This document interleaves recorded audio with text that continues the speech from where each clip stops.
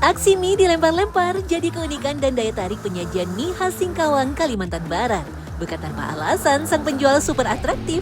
Ternyata ada maksud dan tujuan di balik atraksinya loh, Secret Lovers. Menariknya lagi, pabrik mie asin atau miso Singkawang yang legendaris masih eksis. Apa rahasia pembuatan mie yang panjangnya mencapai 2 meter?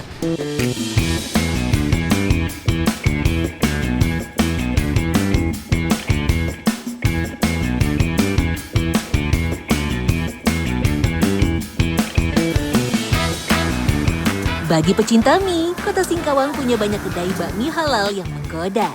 Ya, serga kuliner dengan cita rasa Melayu dan Tionghoa yang kental. Salah satunya rumah makan sederhana di Jalan Pangeran Diponegoro, Singkawang Barat, Kalimantan Barat. Dikenal sebagai pelopor mie lempar, kedai ini tak pernah sepi pelanggan. Meski tempat makan legendaris ini buka sejak tahun 1977, ternyata sang pendiri sudah menggeluti usahanya dari tahun 1943. Ya, siapa yang tidak tertarik untuk datang kalau penjualnya saja sangat atraktif dalam menyajikan semangkuk mie? Ternyata rahasia di balik mie yang dilempar untuk mencegah mie tidak lembek dan lengket. Selain itu, agar tekstur mie tetap kenyal dan tidak kematangan. Sehingga nantinya bumbu, minyak, ataupun kecap bisa menempel sempurna pada setiap helai mie. Nah, saat mie dilempar dan diayunkan di udara, air rebusan yang menempel akan terbuang, sehingga bisa membantu menurunkan suhu panas mie dengan cepat. Tapi jangan salah, ada aturan khusus juga supaya suhu mie tidak kelewatan dingin. Salah satunya ketinggian mie hanya setengah hingga 1 meter di atas kepala. Pertama pun belajar begitu, jangan tinggi-tinggi. Lama-lama tinggi lagi. Satu kali sudah juga. Kalau misalkan berulang-ulang kali boleh atau enggak? Boleh, tapi dingin nanti mie, agak dingin. Satu porsi mie harganya bervariasi, mulai dari Rp20.000 hingga Rp50.000. Disesuaikan dengan menu serta varian topping yang digunakan.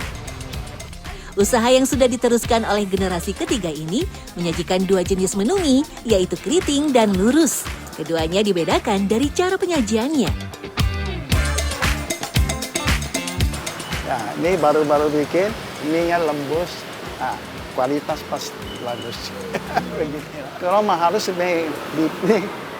jadi kayak keriting, jadi kecil. Nah, kalau mau halus dibalik, jadi kecil. Nah, ini sudah kecil sekali. Ternyata cara merebus mie yang benar tidaklah butuh waktu yang lama. Hanya sekitar 2 menit saja, mie sudah harus segera diangkat dan dilemparkan ke udara sebelum akhirnya disajikan ke mangkuk. Takaran waktu ini untuk mendapatkan tekstur mie yang kenyal, namun tidak terlalu keras dan tidak terlalu lembek. Biasanya ini cepat matang mie-nya. Disuruh masuk, timbul sudah matang. Kelamaan gimana jadinya? Nanti mie-nya lembek-lembek, orang tidak suka. Ya, cepat kalau terigu yang cepat. Mie buatan Ngiap sang pemilik memang agak langka di Singkawang, Secret Lovers, karena mayoritas penduduk kota ini merupakan keturunan Tionghoa Hakka. Sehingga sang pendiri berkomitmen ingin membuat kuliner mie yang bisa dikonsumsi semua orang. Tak disangka dengan keunikan penyajian yang masih terus dipertahankan hingga saat ini, membuat kedainya terus bertahan selama 82 tahun lamanya. Kurang lengkap rasanya kalau belum mencicipi mie khas Singkawang, yaitu mie asin. Berjarak 550 meter dari kedai, kita bisa menemukan pabrik mie asin yang sudah berdiri selama 120 tahun lebih. Sejak pukul 6 pagi, pembuat mie di Gang Dwi Tunggal, Kelurahan Melayu, Kecamatan Singkawang Barat, sudah sibuk membuat adonan mie dari tepung terigu dan air. Rupanya, nama mie asin memang berasal dari cita rasa khasnya yang asin. Air yang digunakan untuk membuat adonan sudah terkandung garam di dalamnya. Saking asinnya, dari 1 karung tepung terigu 50 kg hanya memerlukan 2 gayung air garam saja. Garam memang digunakan sebagai bahan pengawet alami mie asin karena bisa menghambat pertumbuhan mikroba pembusuk. Di sisi lain, garam juga membantu memperkuat struktur gluten dalam adonan sehingga mie tidak mudah hancur. Apalagi setelah ini, mie harus digiling berkali-kali hingga kalis dan tipis. Tanpa garam, tentu adonan tidak akan terbentuk sempurna. Dalam sehari, pabrik mie asin bisa memproduksi 300 hingga 600 kg mie. Setiap adonan dicetak dengan sangat hati-hati, kemudian dijemur di bawah sinar matahari. Ini memang dari dulu kerjaannya memang begitu, harus dijemur sampai kering, baru bisa boleh dikukus. Kalau kurang kering, ini nggak tahan. Nah, jadi harus kering kayak lidi gitu. Mie asin dijemur selama 2 jam atau hingga benar-benar kering menyerupai lidi. Selain penggunaan garam, teknik seperti ini juga membuat usia penyimpanan jauh lebih lama. Kadar air yang menurun hingga 10 atau 12% membuat bakteri dan jamur tidak dapat berkembang biak sehingga mencegah mie cepat basi. Teknik menjemur mie asin memang unik ya Secret Lovers. Mie sepanjang 2 meter digantung pada tiang jemuran kayu dan dibiarkan hingga mengering. Sehingga memudahkan untuk mengontrol kualitasnya apakah ada yang putus ataupun kusut. Memang harus digantung supaya dia nggak putus. Nah, kalau jemurnya kayak gini, kayak jemur baju, itu bukan caranya. Karena ini bahannya air garam. Air garam kan susah kering, jadi harusnya dijemur pakai matahari sampai kering benar supaya tahan disimpan, tahan lama gitu. Dan nggak boleh pakai api, bantuan api itu nggak boleh. Tidak boleh, karena kalau pakai api, keringnya nggak sampai meresap di dalam. Mie asin sering disebut sebagai mie panjang umur.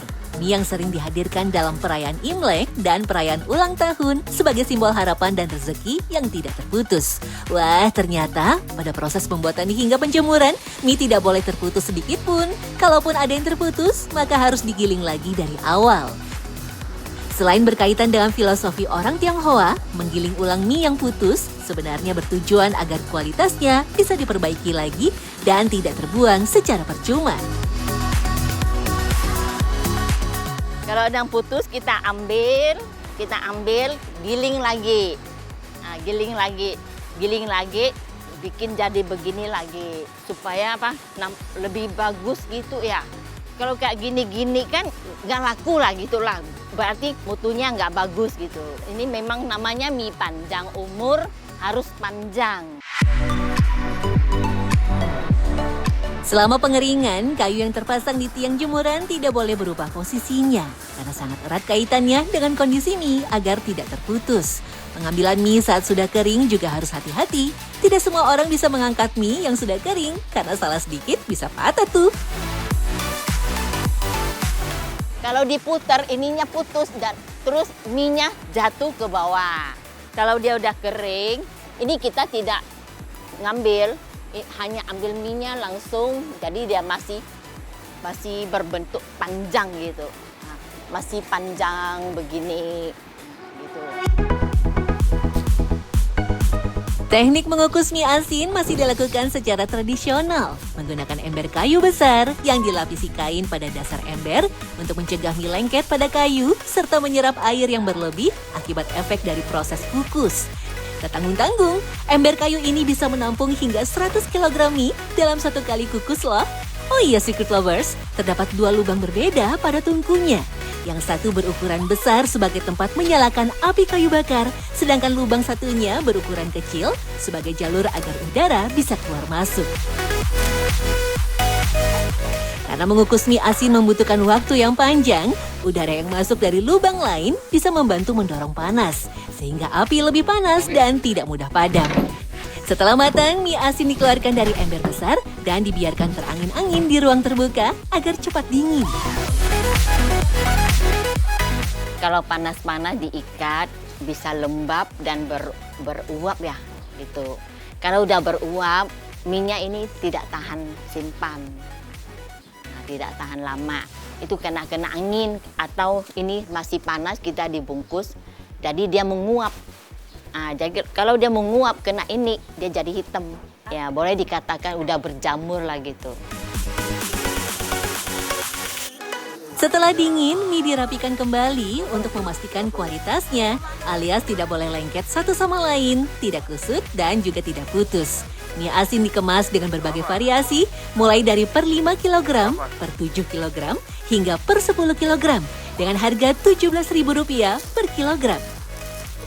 Tak berlebihan jika Singkawang disebut sebagai salah satu kota mie di Kalimantan Barat.